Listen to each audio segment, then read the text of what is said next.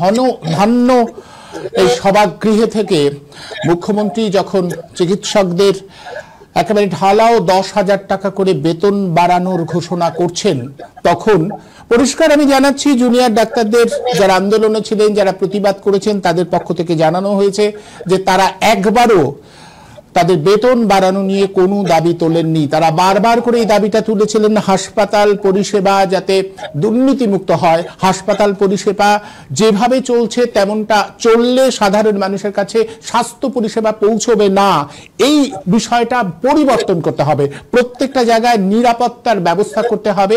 এবং মাত্র কিছুদিন আগে যেখানে স্যালাইন সরবরাহ নিয়ে একটা ভয়ঙ্কর দুর্নীতির অভিযোগ উঠেছিল, আমরা দেখেছিলাম যে পরিকাঠামোয় কিরকম গলদ, সেখানে চিকিৎসকরা বারবার করে বলছে যে বেতন নয়, আমাদের যে দাবিতে আমরা রাস্তায় নেমেছি সেই দাবিটা যাতে পূরণ করা হয়।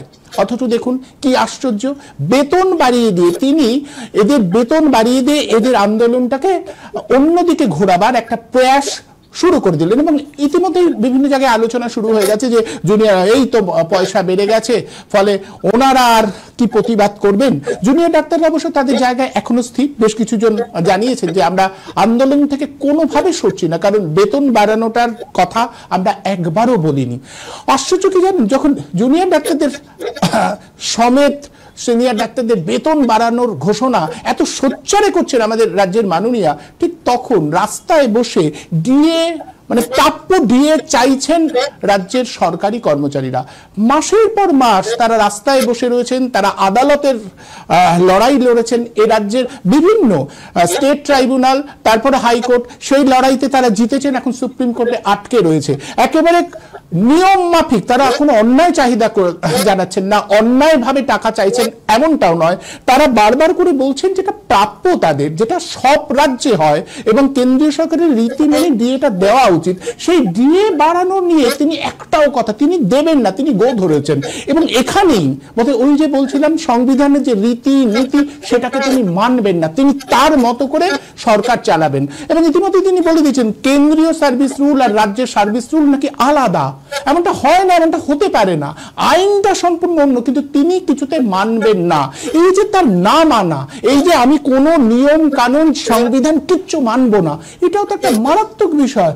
কিন্তু এই বিষয়টা তো আমাদের উল্লেখ করতে হবে যে তিনি একেবারে প্রত্যেকটা নিয়ম ভাঙছেন, সংবিধানের রীতি নীতি সমস্ত কিছুকে ভেঙে যাচ্ছেন।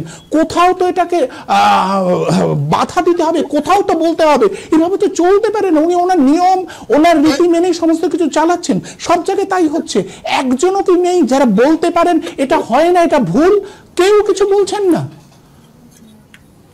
একটুখানি সময় নেব, সামান্য একটা দুটো কথা। উনি আজকে যে মঞ্চে দাঁড়িয়ে যে কথাগুলো বললেন, একবারও মনে পড়লো না তুমি যে প্রশ্নগুলো তুললেন যে আজকে শিক্ষক পদপ্রার্থীরা রাস্তায় দীর্ঘদিন ধরে বসে আছে, তাদেরটা কি সুন্দর ঘুলিয়ে দিলেন, যোগ্য অযোগ্য শিক্ষক প্রার্থী একসঙ্গে মিলিয়ে দেওয়ার ব্যাপার ট্যাপার করে সেটাকে যে কি করলেন কিছু বোঝা যাচ্ছে না এখনো পর্যন্ত। অর্থাৎ তিনি চাকরি দিতে পারছেন না, আর যাদের চাকরি আছে তাদের তিনি বেতন বৃদ্ধি করছেন, চিকিৎসকদের ডিএ দিতে পারছেন না, ডিএর জন্য তারা ডিএ চাইছে, ওরা চাকরি চাইছে, শিক্ষকরা ডিএ চাইছে, ডিএ যারা যাদের প্রাপ্য তারা তাদের দিকে ফিরে তাকাচ্ছেন না। আর যারা চাইছে না তাদের বেতন বৃদ্ধি, চিকিৎসকরা, তাদের জন্য তিনি উপযাচিকা হয়ে তাদের বেতন বৃদ্ধি করতে দাঁড়িয়ে গেলেন মঞ্চে। এটার একটাই উত্তর, এদেরকে তিনি লোভের শিকার, অর্থ লোভের শিকার বানাচ্ছেন, অর্থ লোলুপতাটাকে ইন্ধন দিচ্ছেন। এর থেকে বড় অপরাধ হয় না। আর একটা তুমি যেটা বললে, এটা বলে আমি শেষ করব, উনি যা ইচ্ছা তাই করছেন, কোথাও কোনো বাধা নেই, কোনো নিয়ম নীতি রীতি তিনি মানেন না। এটার একটাই, কিন্তু কেউ কিছু বলছেও না, একটাই উত্তর।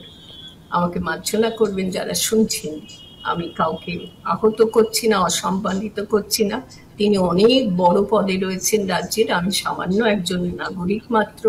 তবু আমাকে বলতেই হচ্ছে, আমি মনস্তত্ত্ব জানি না, বলতেই হচ্ছে, যদি রাস্তায় তুমি দেখো একজন উন্মাদ ব্যক্তি যার বোধ নেই, চেতনা নেই, যে মনে করে যে আমার সব শক্তি আছে, আমাকে দেখে ওই দেখো ওরা সব ভয় পালাচ্ছে, এরকম ভাবে কিন্তু ভীষণ উন্মাদ ব্যক্তি, যে সে ভাবে তাকে দেখে যখন দৌড়ে ছুটে পালিয়ে যাচ্ছে ছেলেপুলেরা, বড়রা ছোটরা সকলে, তখন সে ভাবে আমার বিপুল শক্তির ভয়ে এরা পালিয়ে যাচ্ছে, এবং বিপুল শক্তির ভয়ে তাকে কেউ থামাতে পারছে না, এটা সে ভাবে।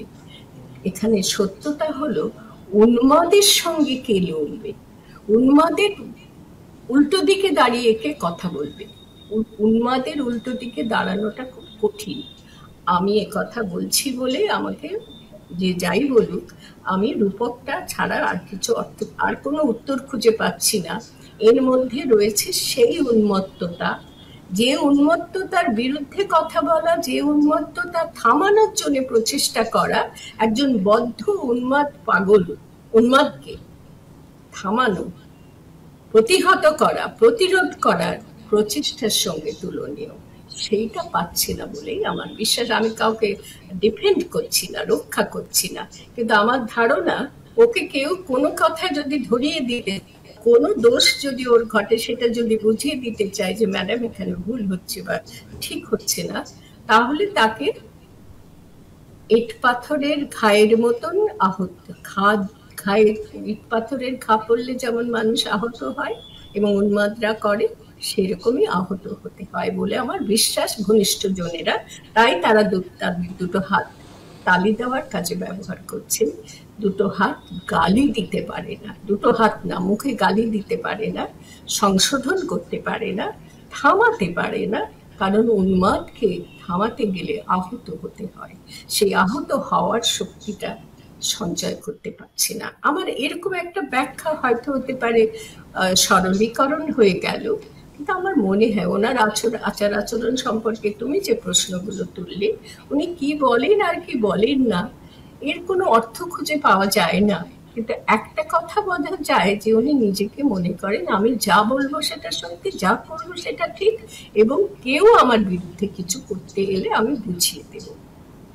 মানে রাষ্ট্র ক্ষমতা, একদম রাষ্ট্র ক্ষমতা ব্যবহার করে তার উপরে তাকে চুপ করিয়ে দেওয়া, একেবারে পুরো মাত্রায়।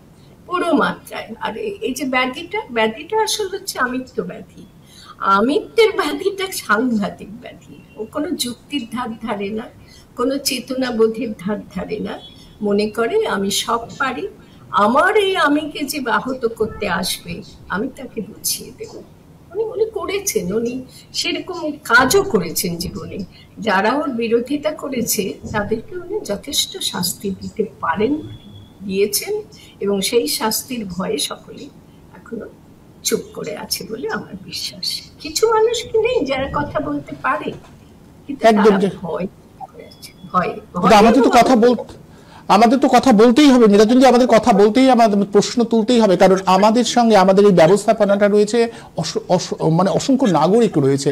নাগরিকদের জীবনযাপনে যদি এরকম যন্ত্রণা নেমে আসে কোনো এক ব্যক্তির কারণে, তাহলে আমাদের সেই প্রশ্নটা তুলতেই হবে, প্রশ্নটা করতেই হবে। আবার আমরা সেই পথে চলছি এখনো পর্যন্ত। একদম আমাদের সেই পথটা বোধহয় বজায় রাখতে হবে। আপনাকে অনেক ধন্যবাদ। আপনার আমরা যে আলোচনাটা বারবার করে নিয়ে আসতে চাইলাম, যে আমিত্ব, শুধু আমি দিয়ে একটা ব্যবস্থাপনাকে গ্রাস করবার এই যে মানসিকতা, এটা মারাত্মক। আমরা বারবার এটার বিরুদ্ধে আমাদের আওয়াজ জারি রাখবো। অনুপম লাইভ আজ এই পর্যন্তই। অনুপম লাইভ এবার থেকে আপনারা দেখতে পাবেন দ্য বেঙ্গল টুডে ইউটিউব চ্যানেলেও। দেখবার জন্য অবশ্যই আপনাদের ইউটিউব চ্যানেলটি সাবস্ক্রাইব করতে হবে এবং এটা শেয়ার করতে হবে, লাইক করতে হবে। ছকে বাঁধা যে খবর, তার বাইরে অন্য খবর পাওয়ার জন্য আমাদের সঙ্গে থাকুন।